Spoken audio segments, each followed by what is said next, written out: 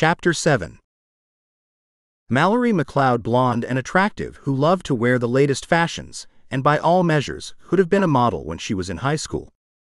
She made the rounds to modeling agencies, bringing her portfolio, accompanied by her mother, who had spent good money to pay for all the singing and dancing lessons.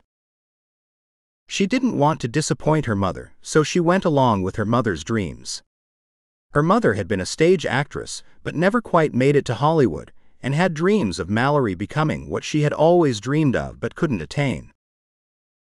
She didn't have the heart to tell her mother that she wanted to follow in her father's footsteps, and her brother's.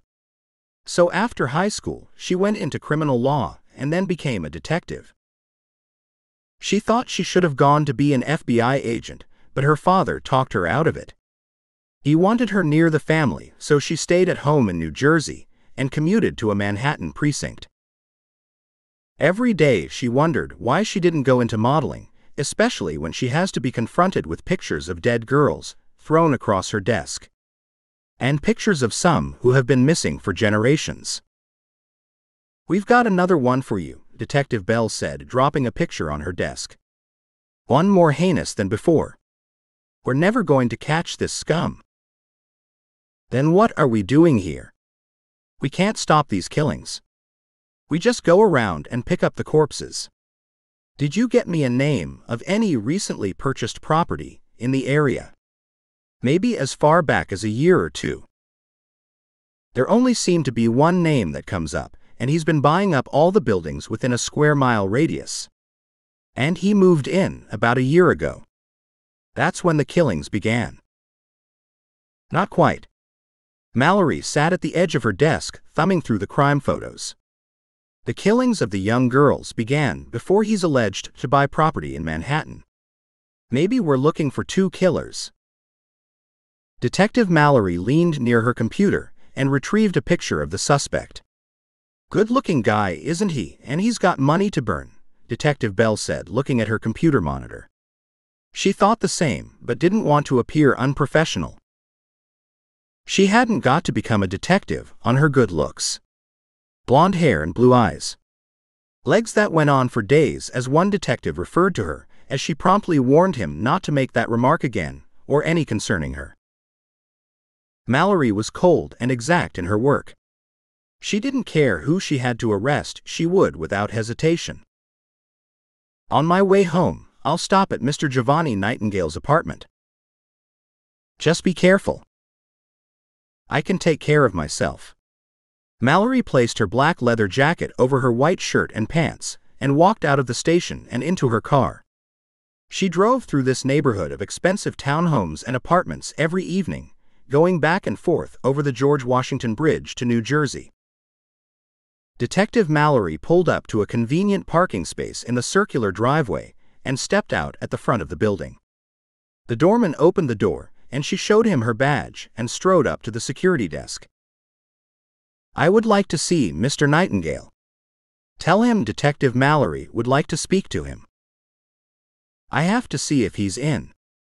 The guard, a young man on the night shift, spoke to someone. He turned and said, "He's in, and he'll see you now.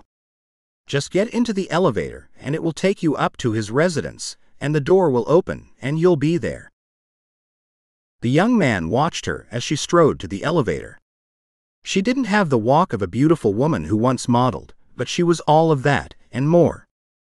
She walked in a manner that you knew she meant business, even as she placed her hand on her gun, as if it was a barbell you find in a gym. Before she entered the elevator, she heard the younger guard say to the older, more seasoned one sitting next to him, as he tapped his shoulder and pointed to Mallory, "She's hot. I could go for her." The older guy, looking up from his screen, remarked, "She's a cop, for God's sake. She could arrest you for looking at her too long." Mallory turned and smiled with a mouth full of beautiful white teeth. A present from her mother, when she thought Mallory would be a model or actress. That had cost her a pretty penny. Before she stepped into the elevator, she gave him a half salute, acknowledging that she had heard every word said earlier. Then she entered the elevator, and the door closed with her smiling. It took only a second for the elevator to zoom up and then open.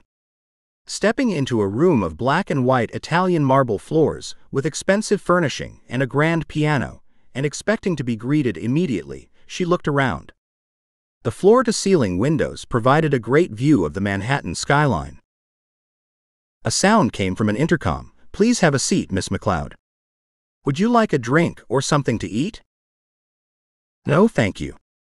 I'm on duty." That was a lie, but she hadn't taken up the habit of drinking yet. Maybe one day, when she couldn't stand to see any more pictures of dead bodies, then she might have to drink to make it through the day, but today wasn't that day. Mallory glanced around the room with its eclectic furniture. It looked like a collection of antiques and modern furniture. She walked over to paintings on the wall. She leaned forward to see the artist. Once she saw the name, she whispered, "There must be a mistake. These paintings were lost during World War II." "Do you enjoy looking at beautiful art, Miss McLeod?" Mallory jumped because she didn't hear him approaching. And when she turned to see Jovani standing close behind her. "It's Detective McLeod," she said with authority mixed in her voice with a softness that she didn't think she possessed anymore. Just gazing at Jovani awakened her female instinct. "You haven't answered my question. Do you enjoy looking at beautiful art?" She smiled because she wanted to say, not as much as looking at a beautiful man. But it wouldn't be professional, and she didn't come here to admire how handsome Jovani looked dressed in his black tux. "I'm sorry to intrude.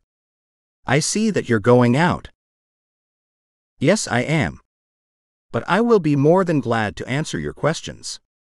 Jovani extended his hand out, pointing in the direction of the sofa. She sat, and he sat across from her, facing her. "I hope you don't mind a fire. I'm cold most of the time." "No, not at all. I like a good fire. Do you live here alone?" "I have a servant. And a cleaning lady. But then you didn't come here to ask me about my living arrangements or the number of people I employ."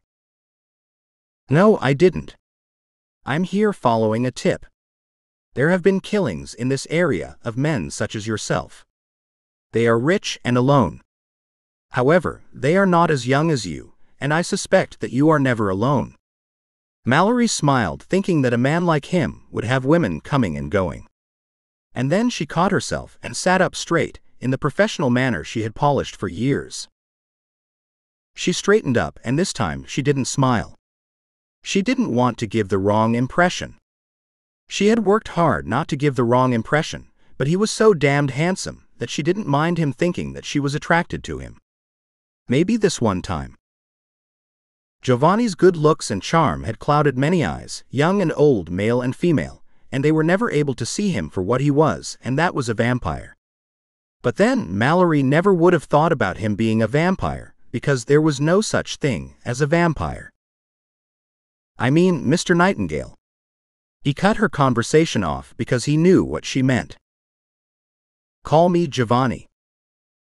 "That's an interesting name." "It's Italian. My family came from Italy." "How perfect. I'm Irish and my family came from Ireland." Why did she say that? Mallory thought. And why doesn't he respond to her the way most men do when they first meet her? They usually look at her as if they could undress her. Jovani did not. And she wondered why. She had never reacted to a man so casually, as if they were out on a date. She stood because he was making her nervous. Just being near him made her feel. Well, she didn't know how it made her feel. It was the way he looked at her. His blue eyes staring at her, and she staring back, not knowing what to ask him, and not remembering that she had a question to ask him. "I have to go now. I just wanted to remind you that we have a killer around, and for you to take precautions. Get a bodyguard if you have to until we catch him." Jovani stood alongside her. "Do you have a suspect?" "No. Not yet. We're questioning everyone and warning them. You don't get that many killings in this area, especially the cold-blooded way in which she stopped, and Jovani thought he saw a shiver come over her, but lately it has spiked. We think it's a madman by the way he's been killing and disposing of the victims. He leaves them where they lay. It's a strange thing." "What's a strange thing?" "You said man. It could be a woman." Both Jovani and Mallory had said too much. He too interested, and she opened up to him. But she couldn't help herself. She couldn't remember the last time she saw an impeccably dressed man, and one too beautiful to be called a human. After a pause and silence filling the room, Jovani said, "Do you need a ride?" "I have my car." And Jovani walked her to the elevator, and she stepped in. When she turned to face him and get one last look at that beautiful man, he hit a button and it took her down to the first floor. She had forgotten why she had come to the apartment, and suddenly she remembered when the fresh air hit her face. All Mallory thought about was how attractive Jovani was, and how much she enjoyed being near him. Never had she felt that before. That was a first for her, and it would not be her last time seeing him, even if she had to make up a lie to be in his company.